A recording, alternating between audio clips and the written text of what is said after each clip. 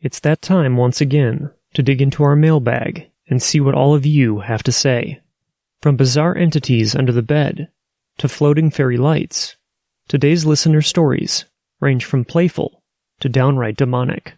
So please, relax and open your minds as we share 5 new personal encounters with the unexplained. The first time it happened, I was sleeping and woke up because I felt a hand on my leg and I realized that I couldn't move. And he come across this object on the ground, which was the shape of a flying saucer. So he jumped out of his pickup and went down there, and there was 4 beings laying on the ground. When I raised my head back up, I was turning my head, and out of my peripheral vision, I seen something hop to a tree. And it was tall, about 7-8 foot tall, and it was black, real hairy, like a gorilla.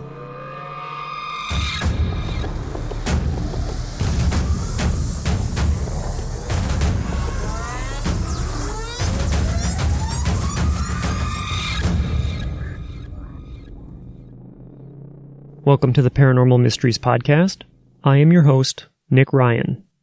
Before we start the show, I want to say thank you to our wonderful patrons, Robin, Cassandra, Julie, Courtney, Tiffany, Tom, Stephen, and Mystica. We appreciate your continued support and generosity. Our first story of the night comes from Austin. Austin calls their story, "A Story That Haunts Me to This Day." Austin says, "I just recently found your podcast and I love it.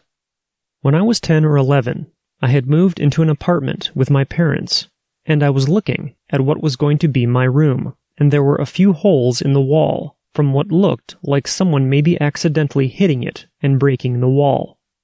While I was still looking around, I had found what looked like a .22 caliber shell casing on the floor, and it gave off a weird feeling, and I had showed my parents, but we all just brushed it off. Fast forward a couple of months, and I started to notice odd things happening. The bathroom door would close by itself, or the bathroom light would slowly flicker.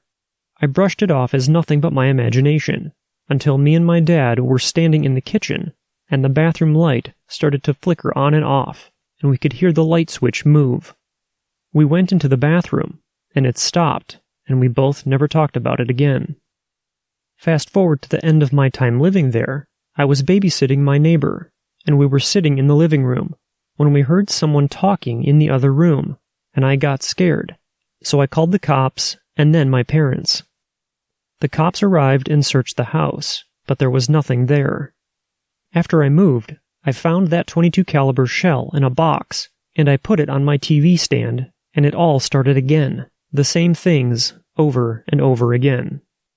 While living in my new house, we had some cats, and they refused to enter my room and would hiss and claw at the air whenever I'd bring them into my room. I decided to take the shell casing and bring it into my living room, and sure enough, my cats wouldn't go in there either. I had taken it and brought it near my cats, and they would run away.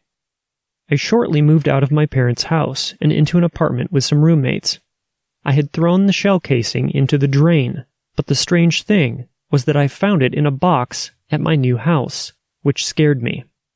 I moved it into another box and put it in the closet, and my roommate's cat would scratch at the closet door and just stand there looking at the closet. I came across this taking place, and it scared me. I feel like the spirit, or whatever it is trying to tell me something, but I don't know what or how to know what it is saying. Does anyone know how, or if, I can help this spirit move on? Thanks for reading, Austin. Our next story comes from Cass. Cass calls their story, Demons. Cass says, "Having grown up in a druidic home, I was content to practice my rites to the goddess and Mother Nature in peace, harming none and living in harmony with the land as best I was able. I always knew when things were going to turn out okay, and when I needed to prepare for a trying time in my life. My ex-husband was a warning I didn't listen to. After we were married, I decided to investigate his faith, more so for the understanding. Being open-minded, that's how I explored the world around me. I gave up who I was for the woman he wanted me to be, as best I was able, and tried to fit my round peg into the square hole that was his world. When the relationship ended, I moved from my home in Utah to a little city in Idaho. It was a struggle to find myself and regain that part of my soul that I had sacrificed to be with my ex. In so doing, I was watching an episode of Ghost Adventures on the Travel Channel, the Villisca Axe Murder House to be exact, and felt chills run up my spine. Given my blood and upbringing, I can tell when something's real, and when something's fabricated. They definitely encountered some real activity in that episode, enough that it set my hair on end. Taking a deep breath once the episode was over, I shut out the lights and went to bed, thinking nothing of what I'd just watched. Several weeks went by with nothing being out of the ordinary. Now, I've had plenty of experiences with the paranormal in my life. I've shared a few cases with you already. This was something else entirely. I woke to a strange noise in my room, only to find I was unable to move. A large, blacker-than-black shadow figure hovered inches above me. Its breath was hot, and its eyes the color of hell itself. The hands that held me down felt like flames on my skin, and the weight behind them was crushing. It tried to lick my face, which I managed to avoid by turning my head. My heart was racing, as I'd never met anything this dark before.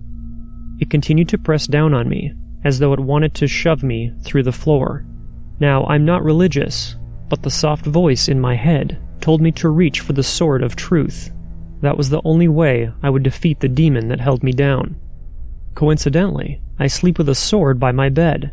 A girl never knows when she'll need one. As I fought my own paralysis to reach for the blade, I got the idea to stall the creature by making small talk. I asked it what it was. The response made my heart stop, as my body was filled with a terror I've never felt before. "We are Legion, for we are many," was the answer. My mind immediately went back to that episode of Ghost Adventures, in which a woman got an EVP from something claiming it was a demon named Legion. Now, I don't recommend watching this episode unless you're fully prepared for a visit, as I feel in my heart that this entity had sent itself through my dish to watch me. Praying for strength, I heard yet another voice. This one filled my room. "Hold fast, for you are of my spirit. None can stand against me, for I am Michael." Now, I know how this sounds. Hearing voices is a classic sign of schizophrenia. I assure you, I got myself tested after this. I don't have the disease. I don't know where the strength came from. Perhaps it was Michael, but I gripped what I thought was my sword and fought with all my being. Legion wasn't going to take me that night, not without a fight. When I'd finally bested the beast, I looked around my room. The window was open, and snow was drifting in lightly through the blinds. My sword was where I always kept it, still firmly strapped in its sheath. There were no other weapons within reach of my bed, yet my sheets were shredded. Feeling the burning sensation on my shoulders and chest, I went into the bathroom and took off my shirt. Several claw marks covered my body, and I had a reddened area, the shape of a large palm just above my heart.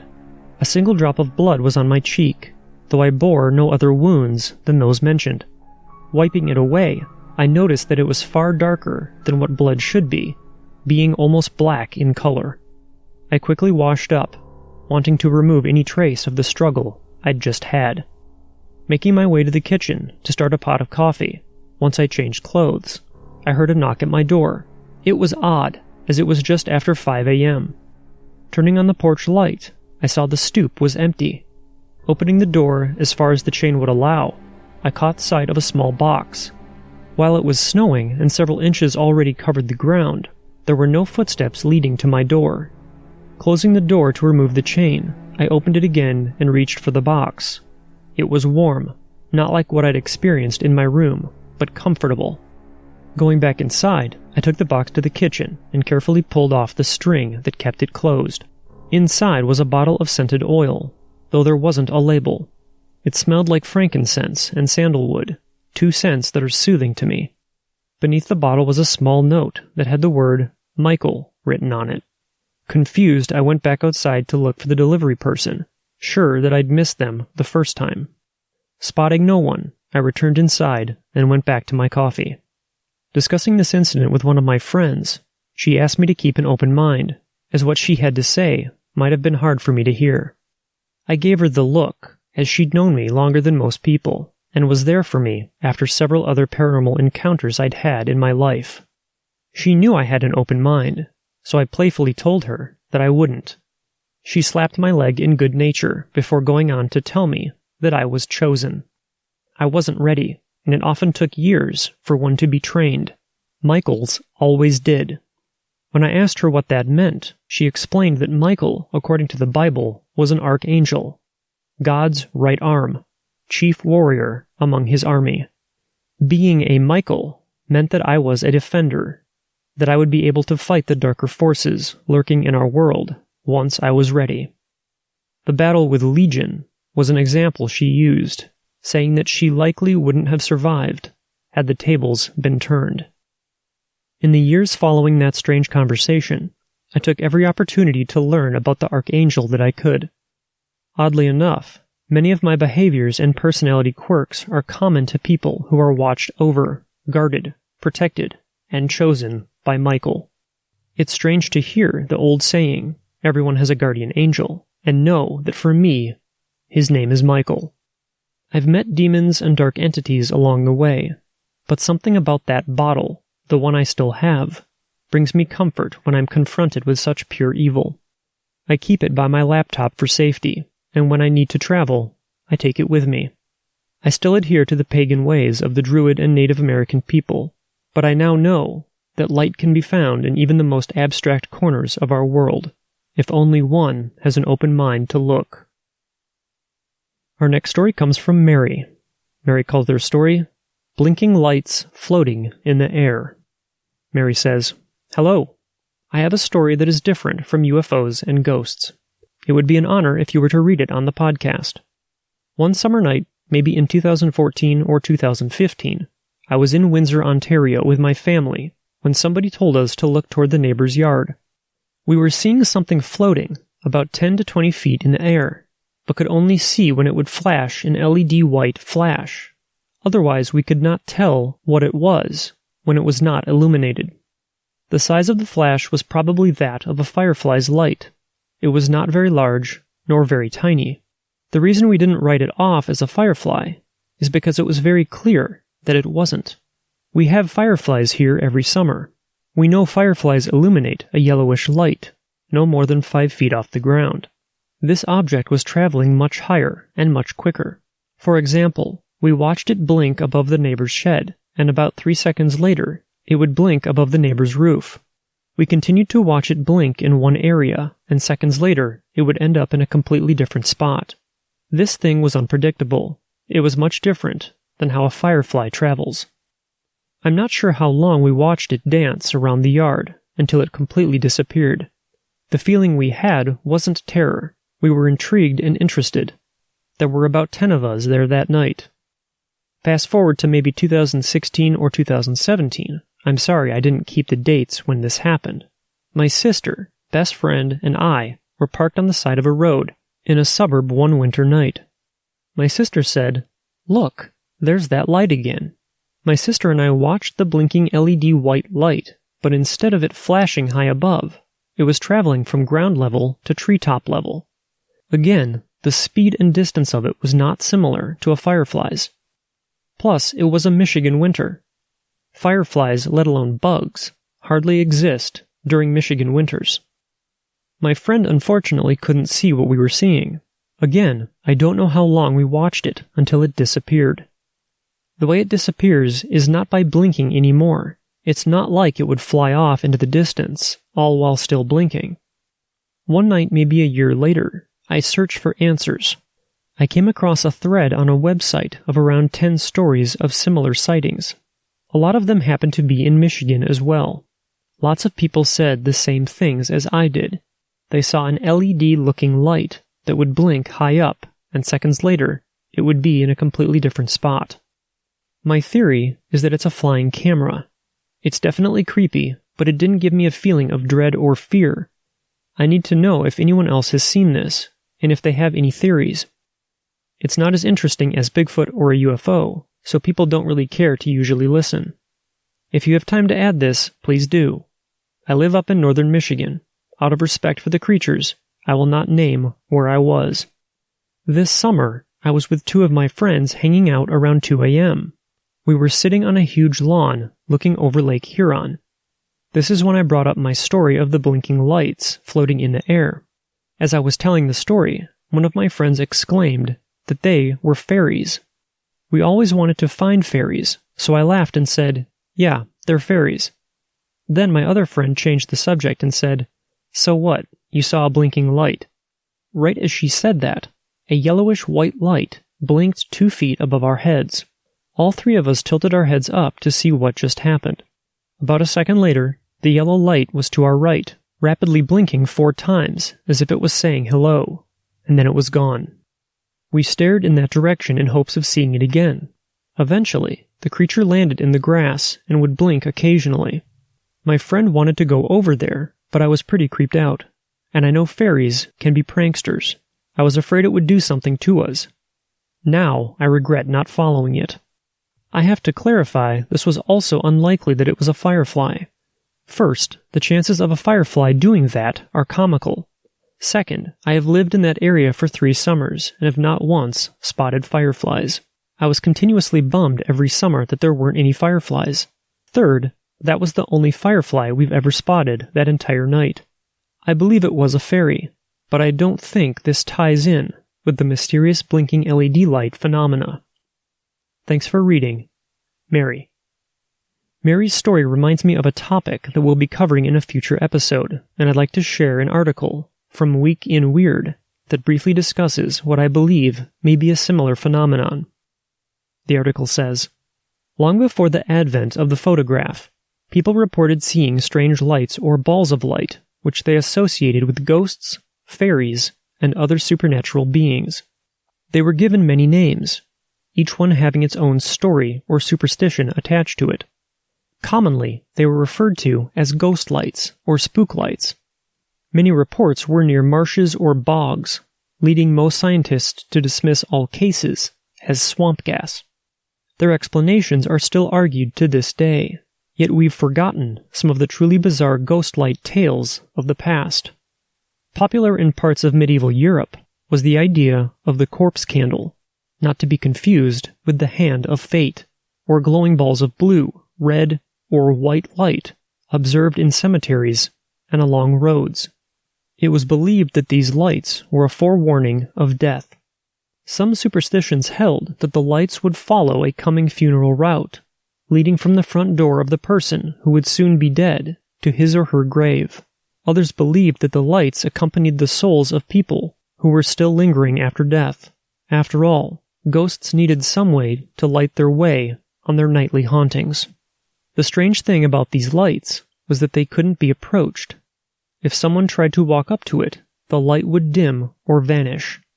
Similar lights, known as fairy fire, in Welsh folklore, were said to be carried throughout the British Isles by those pesky flying goblins we call fairies, in their effort to lure travelers into danger. The lights were said to lead unsuspecting people into bogs to be lost forever.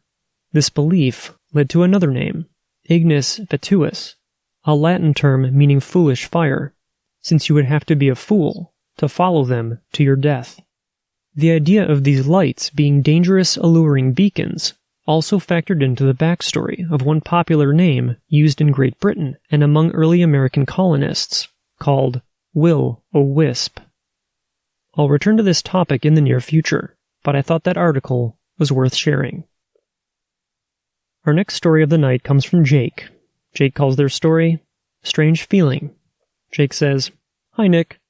When I was younger, I never really thought much of the paranormal, but one night when I was about 6 or 7 years old, my dad and I got in an argument, and then I got in trouble. I was lying in bed crying, and I suddenly fell asleep. I awoke in my room where I had fallen asleep, and all of the lights were turned off, which was normal because everyone else was asleep. I decided to go into the living room and turn on some TV. As I walked down the hall, something didn't feel quite right, but I kept on walking. Once I was sitting on the couch, the light in my mom's bedroom turned on. I just sat there, staring at the room, not thinking much of it, but I eventually went and checked it out. Once I entered the room, the light immediately shut off, and I stood there in fear of what was going to happen. 2 or 3 minutes later, I heard something under my mom's bed, so I decided to walk slowly out of the room.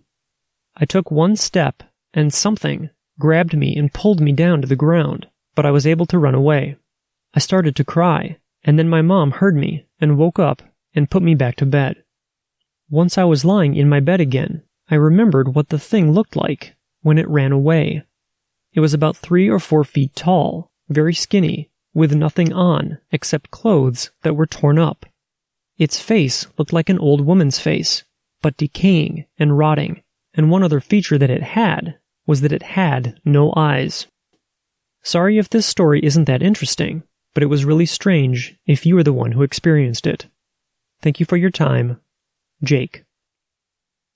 Parts of our next story may be a bit intense for some listeners, so please be warned. Our next story is from Carrie, in Oregon. Carrie calls their story, Violent Dream That Foretold Death. Carrie says, at age 14, I had a friend who was my neighbor, and we rode the same bus to school each day. We usually talked at the bus stop or sat on the bus together, but never visited each other at our homes. This friend was very outgoing, smiling all the time, and some would have considered her a bit hyper and loud.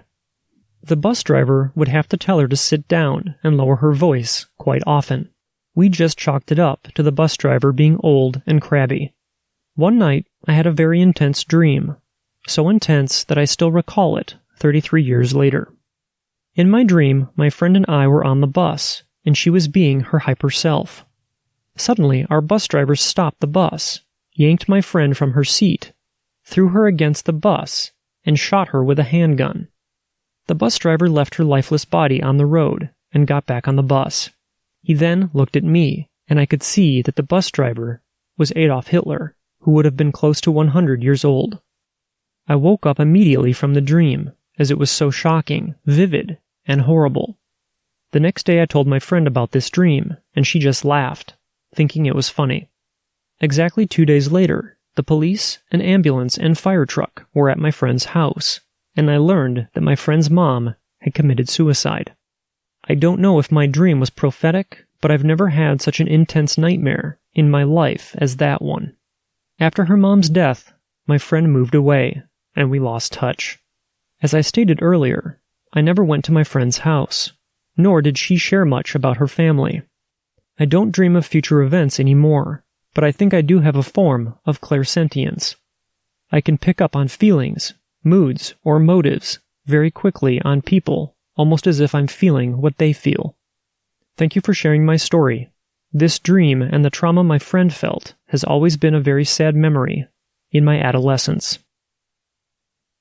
As we end today's episode, I'd like to say thank you to all of you for listening and supporting the podcast. Until next time, I hope that you all have a safe and healthy week, and I'd like to say thank you to Austin, Cass, Mary, Jake, and Carrie for writing in and sharing their experiences with all of us. Do you believe that you or someone that you know has experienced something unexplainable? If you'd like to have your story shared on the podcast, you can contact me at paranormalmysteriespodcast@gmail.com. You may also visit paranormalmysteriespodcast.com and click on the Tell Your Story link. Remember that no matter how insignificant or outlandish you believe your experience may seem, I'd like to hear about it. All of our contact information, as well as the sources that were referenced for today's episode, can be found in the show notes. You can also get involved with the podcast by joining our forum and by following us on social media. If you're wondering how you can support the podcast, you're supporting it right now just by listening, and we very much appreciate it. You can also help by subscribing to the podcast and sharing it with your friends. If you're looking for additional ways to show your support, you can visit patreon.com/paranormal mysteries and become a patron. Benefits include ad-free episodes and early access to select shows. New episodes of the Paranormal Mysteries podcast are produced every week and are available on all of your favorite podcast apps, including Spotify, Apple Podcasts, and iHeartRadio. From all of us at the Paranormal Mysteries podcast, thank you so much for listening, and please remember, Don't wait for the unknown to come to you. Get out there and find it.